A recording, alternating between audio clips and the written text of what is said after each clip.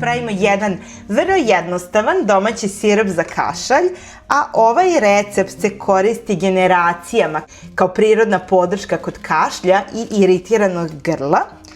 Crveni luk je poznat po tome što sadrži prirodna jedinjenja koje mogu pomoći da se sluz razredi i da se kašalj smiri. Zatim imamo beli luk. Beli luk je snažan prirodni saveznik imuniteta i crni luk ćemo ovako da iseckamo na neke kockice. Znači proizvoljno, uopšte nije bitno da li će biti savršene ili ne.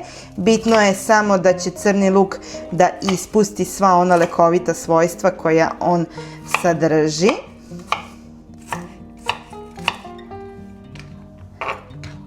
Za ovaj lek koji je ujedno i prirodni antibiotik, a i koji toliko olakšava kašalj, poboljšava imunitet, potrebna nam je jedna glavica crvenog luka, zatim nam je potrebno 4 čena belog luka i 12 kašika meda. To su svi sastojci, a o brzini pripreme i da ne pričam. Sami vidite koliko se on brzo i jednostavno priprema.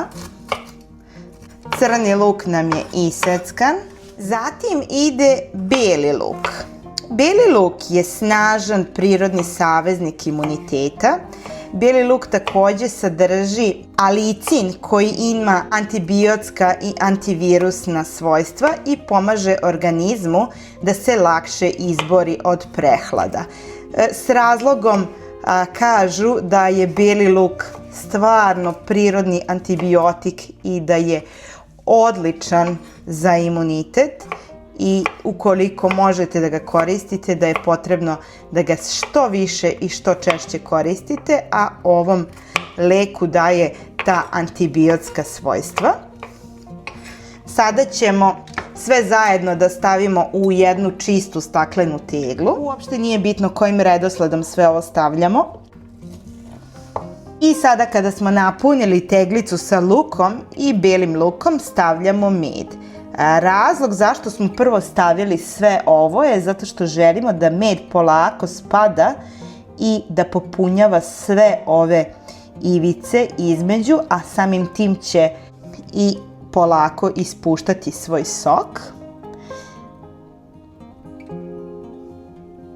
I med ovde ima jednu posebnu ulogu, on oblaže grlo, umiruje kašalj, a pomaže i da se ublaži kašalj.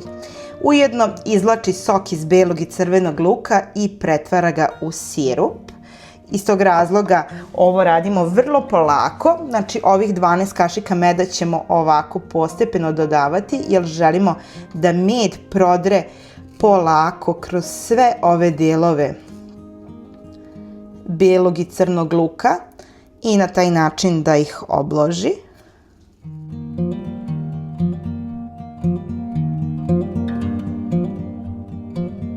Uspeli smo da stavimo svih 12 kašika meda, sada ćemo teglicu da zatvorimo dobro, a onda ukoliko je moguće i da je malo promešamo kako bi med dopreo do svih delova. Ova tegla je potrebno da odstoji najmanje 6 sati ili preko noći u frižideru. A onda ću vam pokazati i sledeći korak.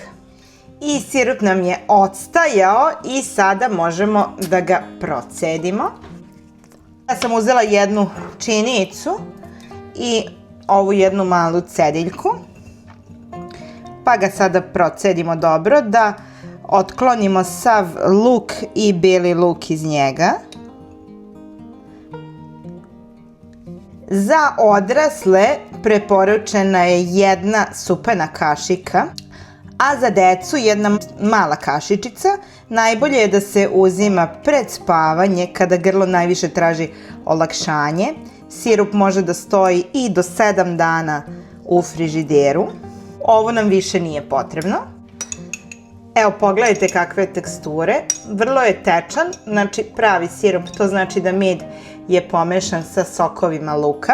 Prirodni način da pružimo podršku našem organizmu. I ukoliko poznajete nekoga kome trenutno treba prirodna pomoć kod kašlja, podelite ovaj recept sa njim.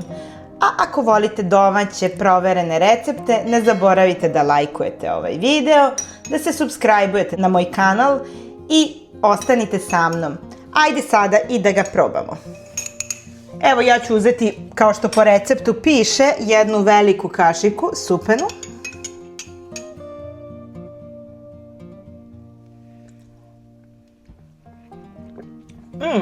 Nije tako loše. Osjeća se luk i beli luk, ali med u ovom slučaju preovladava, tako da neće vam biti problem da čak nagovorite vašu decu da ga popiju.